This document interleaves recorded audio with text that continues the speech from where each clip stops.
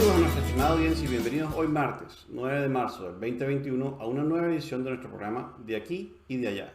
Debido a dificultades técnicas no pudimos salir ayer lunes al aire como usualmente hacemos, pero no se olviden que siempre estamos pautados para una nueva edición del programa todos los lunes de todas las semanas.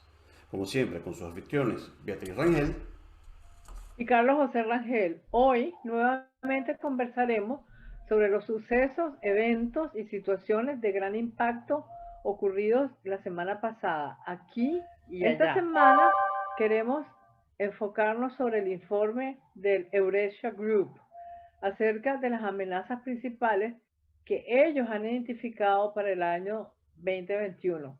El Eurasia Group, como ustedes saben, es uno de los mejores agrupaciones profesionales de medición de riesgo de los países, de las regiones del mundo. Este informe, como todos los años, enumera en una lista lo que ellos perciben son las 10 situaciones que generan el mayor riesgo e incertidumbre política a nivel mundial en el 2021 y trata de identificar las oportunidades inherentes a dichos riesgos e incertidumbres. Llama la atención que el informe coloca en primer lugar la inestabilidad y el futuro incierto en los Estados Unidos, impactando desde la disciplina fiscal, las redes de bienestar social y las inversiones en infraestructura hasta las relaciones multilaterales y las alianzas estratégicas internacionales.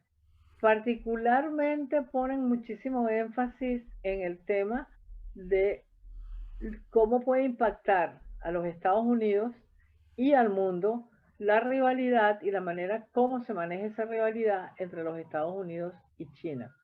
De otra parte, también el grupo pone muchísimo énfasis en la pérdida de competitividad que ha experimentado la economía de los Estados Unidos como consecuencia de una infraestructura no remozada, no ayornada, que fue creada en los albores de la Segunda Guerra Mundial por el primer presidente después del conflicto, que fue Eisenhower, porque a Roosevelt le tocó gestionar el conflicto y a Truman también.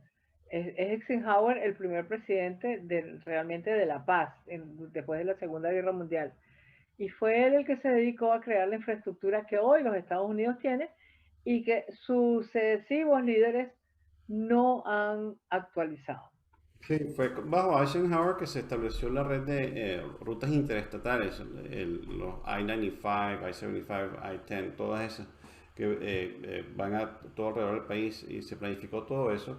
En particular, para poder, una de las cosas que hacían era diseñar las vías y los puentes y todo lo demás para poder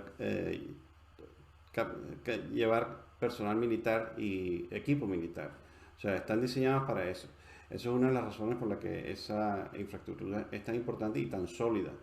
Ahora, como bien dice, ha habido un decaimiento en la infraestructura, pero la transformación ahora que posiblemente ocurra, va a tener en cuenta mucho la nueva competencia a nivel internacional que también identifica el Eurasia Group. Bueno, las consecuencias del cambio climático.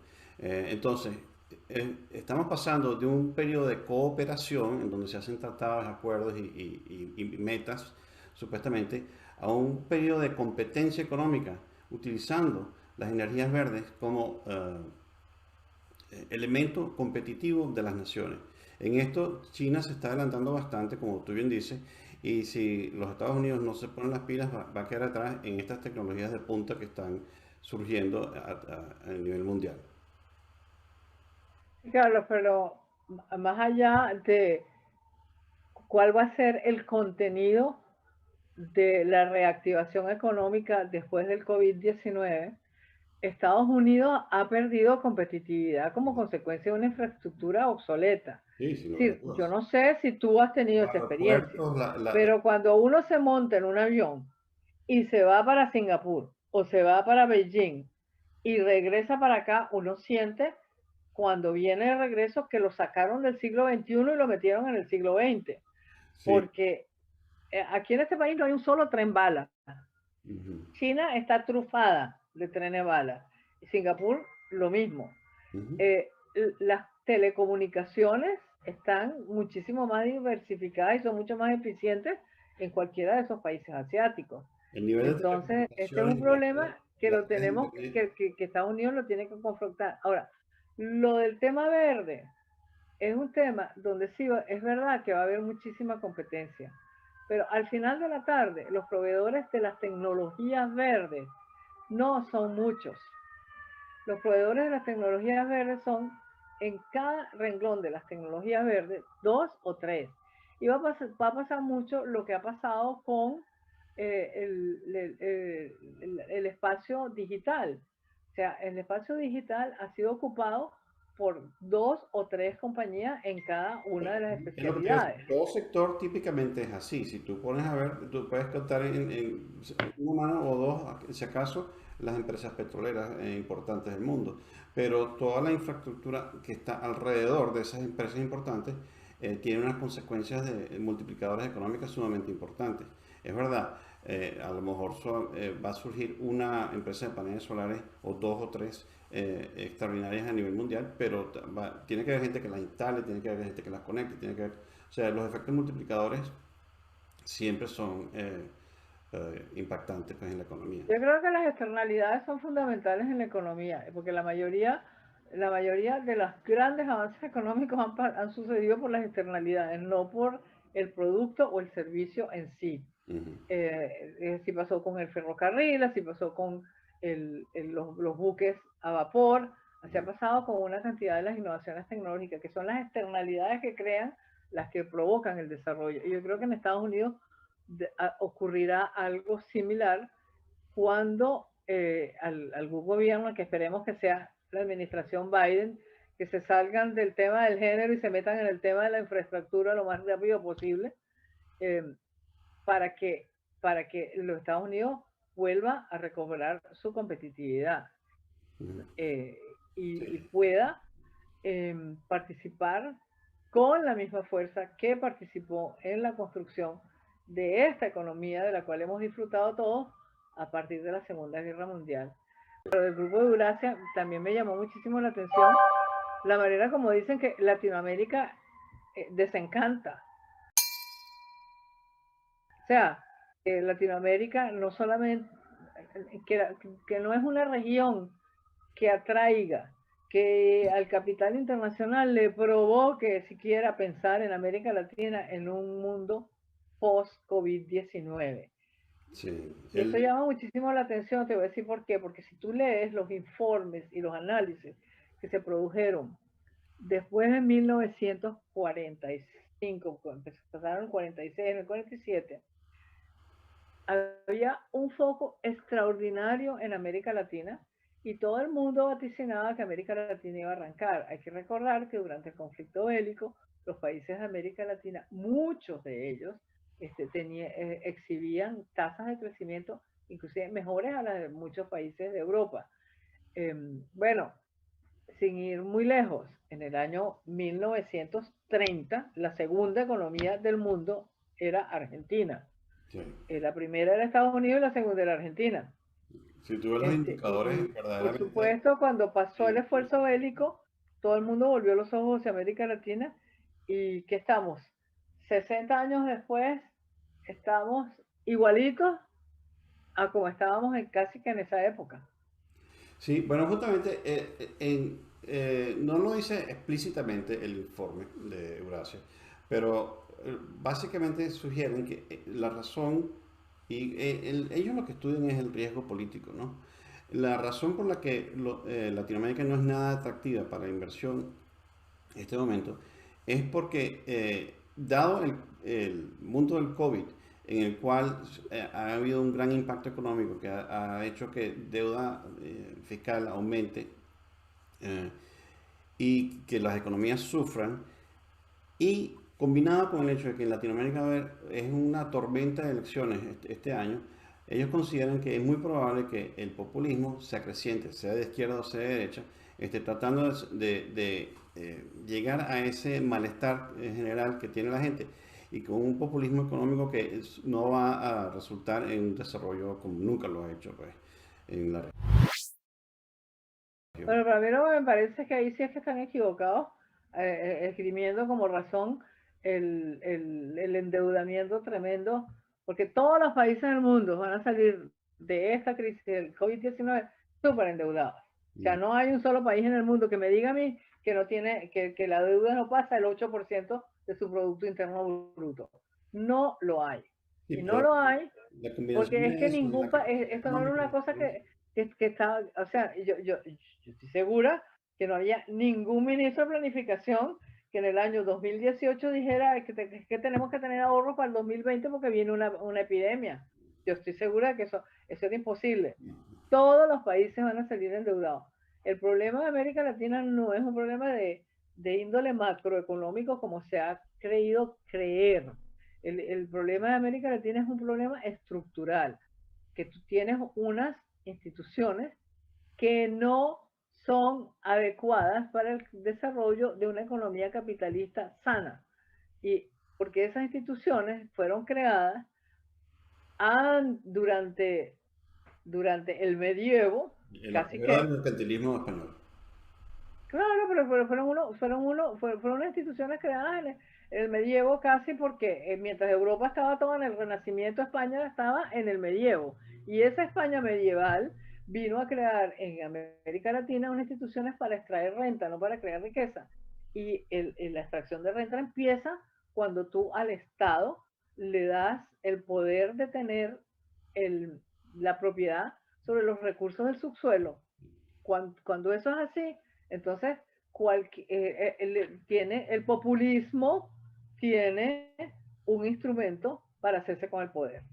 Sí, Entonces yo me acuerdo que siempre yo lo que creo que va a pasar en América Latina es que, sinceramente, viene un barajo de todas esas fuerzas políticas que hemos conocido y estamos viendo mucho de eso, por ejemplo, en El Salvador.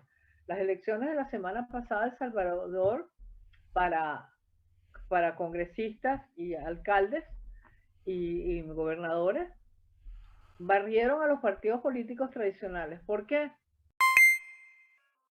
¿Por qué los barrieron?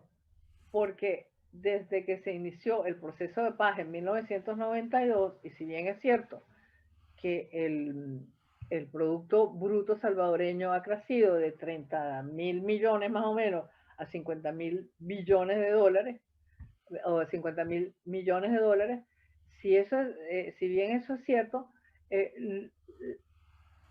la población en general de El Salvador no tiene acceso a ese crecimiento porque ese crecimiento es succionado por los grupos de mayores recursos. claro, Entonces, hay un crecimiento lento de la clase muy media, cultural de la... hay problemas con el crimen organizado transnacional y ninguno de los gobernantes se ha ocupado de eso y vino este señor Bukele y se ocupó de las dos cosas. Entonces, como se está ocupando de las dos cosas, está dándole a la población unos bienes que la población quiere, pues ¿qué fue lo que hicieron? Votaron por el partido de él que fue creado en el 2018. que se llama Nuevas Ideas. Interesante. Sí, sí, sí. Yo creo que en Sí, América Latina va a pasar mucho de hay eso, que tener ¿sabes? la vista puesta en El Salvador porque puede ser un ejemplo o un modelo de hacia dónde va Centroamérica y el Caribe y Latinoamérica. Esperemos que sea positivo, esperemos que todo salga bien porque siempre las cosas pueden desviarse un poquito. Vamos a ver qué pasa. Sí, vamos a ver qué pasa. Mira, yo creo que, o sea, hablamos un poquito de Latinoamérica y quiero regresar un momentico a lo de, ellos identificaron dos regiones principales de problemas, que eran Latinoamérica y también el Medio Oriente, incluyendo Turquía, y los países productores de petróleo en la región. Principalmente porque en su proyección el petróleo está disminuyendo de precio,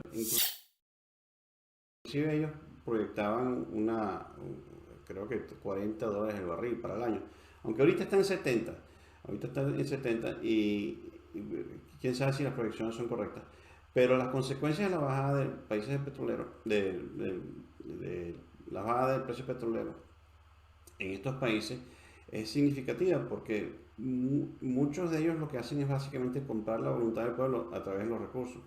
Y ellos tienen una tabla en el Investor Group en donde habla acerca del punto de equilibrio de los precios del petróleo, y la mayoría de los países, para que estén en punto de equilibrio fiscal y que puedan seguir subsidiando a sus poblaciones, necesitan precios superiores a los 80, $90,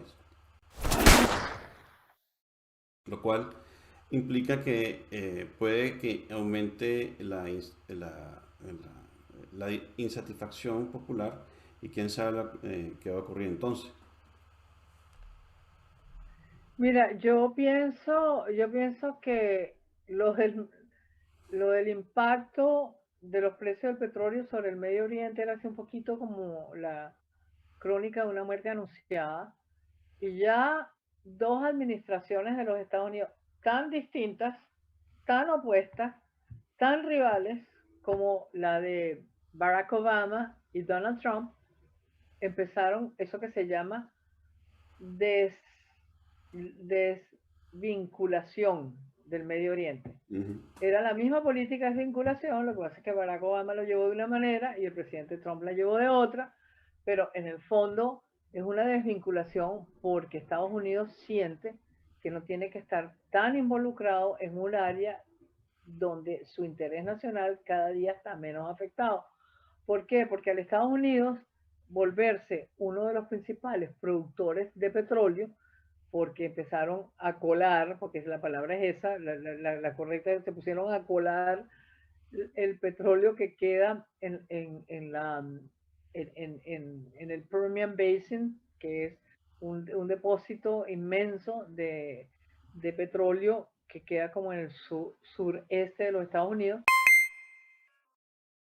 Estados Unidos ya no necesita el petróleo de ninguna parte del mundo para funcionar. Por consiguiente, no tiene por qué estar involucrado en, o no tiene por qué tener involucrado, va a estar siempre porque es una potencia mundial. China y Estados Unidos siempre van a estar involucrados en todo, pero lo que no va a estar, no tiene por qué tener presencia en un área tan conflictiva como esa. Y de hecho, una de las cosas que hizo la administración Trump fue lograr que los países del Medio Oriente entre ellos llegaran a acuerdos sin, aunque promovidos por los Estados Unidos, sin que Estados Unidos estuviera. Y eso yo creo que fue un gran logro. Sí, es interesante. Ahora, la muerte de Yamani nos recuerda que porque él trabajó mucho ese tema, que se está iniciando una nueva era en el mundo, que es la era de la multiplicidad de fuentes energéticas dentro de una matriz de energía mundial, y donde el petróleo va a ser una, pero no va a ser ni la única ni la más importante. Mm. Al perder tanta importancia como fuente primaria de energía el petróleo, por supuesto que el Medio Oriente, en sus países principales como Arabia Saudita, por ejemplo, disminuye la influencia potencial que pueda tener. Ellos mantienen, por supuesto, su clientela local, y es interesante ver un seminario que hizo recientemente el Nixon Library con Henry Kissinger, entonces estaba hablando acerca de las situaciones en Medio Oriente. Y también anteriormente, justamente antes de hablar de eso, estaba hablando acerca de cómo se logró la apertura con China por los Estados Unidos, en una estrategia de triangulación, en donde básicamente hace que juegue con los dos rivales, que eran Rusia y China, para que cada uno tenga que tener un cierto compromiso y vínculo con, en este caso, los Estados Unidos. Yo creo que uno de los éxitos que dice Kissinger que tuvo la política de Medio Oriente de Trump fue tratar de dividir esa región claramente entre dos facciones distintas, las sunitas y la chiita, ¿no? Y que ese fuese el problema básico. Y cuando eso ocurre, entonces el problema palestino pasa a segundo plano, porque anteriormente el problema palestino era prácticamente un voto de veto ante cualquier situación que ocurriera en Medio Oriente.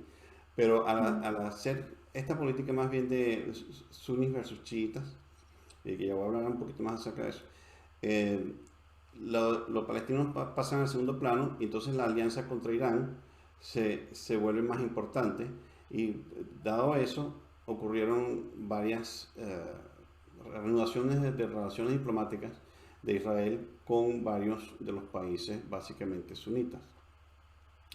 Eso es interesante, Sí, inclusive aparentemente sí, también... pero en el medio de esto se ha producido la visita del Papa a Sí, Irak, donde se reunió con la más alta autoridad religiosa chiita, que es el ujú, ayatollah Ali al-Sistani, con ujú, quien tuvo unas conversaciones muy profundas, inclusive estuvieron juntos en la ciudad donde nació Abraham,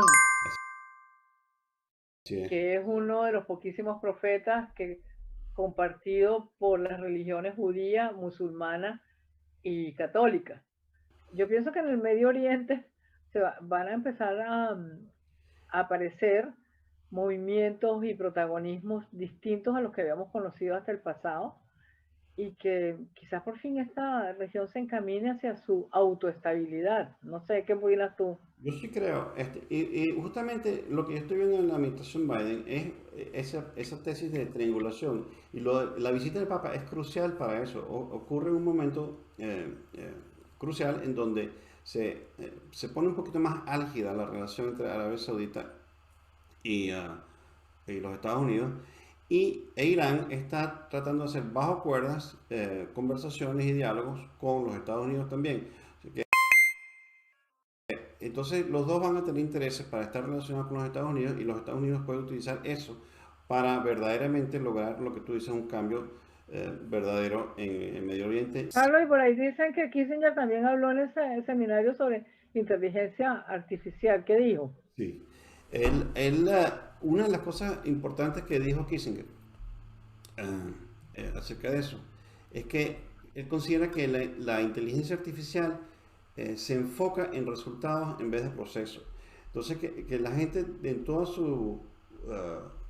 en toda la historia, pues, es un cambio de la manera en que aproximan los problemas. Que lo que vamos a ver son las soluciones y no cómo se llegó a esa solución.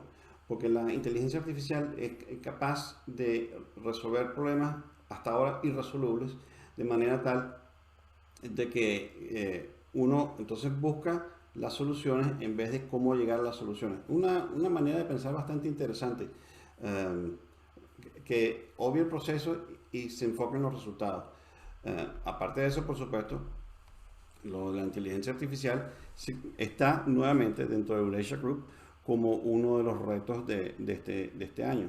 Eh, Pero claro, es que mira, la inteligencia artificial, por una parte, a mi modo de ver, va a eliminar una cantidad de tareas que hoy en día están vinculadas a profesiones bien claras. ujú, Este, de otra parte, va a exigir o va a modificar las estructuras de costos de muchísimas actividades, sobre todo lo que tiene que ver con la infraestructura, lo que tiene que ver con el comercio internacional y ahora con la geopolítica, como bien dice Kissinger. sí. Entonces, Sí, justamente a eh, eso iba, que Kissinger dice, le hicieron la pregunta directa de que si los Estados Unidos podía dejarse quedar atrás en el campo de la inteligencia artificial, y dijo claramente no, porque es el reto más grande que tiene ahorita la economía para poder adelantar en este tipo de situaciones en donde se pueden resolver problemas eh, prácticamente instantáneos, anteriormente insolubles, eh, y que Estados Unidos tiene que hacer la inversión, tiene que hacer el esfuerzo para liderar inteligencia artificial en el mundo, porque si no, va a ser una potencia de segundo rango. bueno, pero es que además te voy a decir una cosa, Estados Unidos sabrá que, pues, yo no sé, y cuando yo no sé no me gusta opinar, entonces por eso estoy diciendo, puede ser que Estados Unidos se haya quedado atrás en la aplicación de la inteligencia artificial, pero lo que no pueden decir nadie es que Estados Unidos está atrás en inteligencia artificial porque el creador de la inteligencia artificial y el que sigue nutriendo las innovaciones en inteligencia artificial son los Estados Unidos. Que se haya retardado en las aplicaciones es otra cosa. O sea, la aplicación de ese descubrimiento A lo mejor puede ser que Estados Unidos esté atrasado, pero lo que no podemos decir es que ese descubrimiento no lo ha hecho Estados Unidos, porque No, no, ese por supuesto, descubrimiento por es supuesto. americano. Sale de los algoritmos que han estado generando desde hace tiempo Google en particular y otros laboratorios de por allá, en California. Claro, Pero, claro. como tú dices, el uso de la inteligencia artificial en cuestiones médicas, en cuestiones económicas, en cuestiones políticas, todavía no ha arrancado y Kissinger claramente dice que tiene que buscar a ver cómo hacerlo, cómo aplicarlo, como tú dices. Hay un libro donde el verdadero protagonista es una creación de la inteligencia artificial, que es el último de Dan Brown, que se llama Origen, que es un libro entretenidísimo. Le recomiendo a todos nuestros radioescuchas que si pueden y tienen tiempo, porque es una novela que se lee, uno se la devora porque está muy bien escrita, además mantiene todo el tiempo el suspenso y uno está pensando, ajá, ¿quién era el verdadero protagonista, el que está Ujú. haciendo todas estas maldades? Y no les voy a decir quién es, pero tiene que ver con inteligencia artificial. Voy a tener que leerlo. Yo me lo he recomendado anteriormente, es verdad. Bueno, Carlos, y hasta aquí, yo, yo creo que hasta aquí nuestra conversación del día de hoy, ¿no? La Así. semana que viene nuevamente compartiremos nuestras perspectivas sobre temas de gran relevancia en estas y otras regiones del mundo. Bueno, y les deseamos como siempre un feliz día y una buena semana, estén donde estén.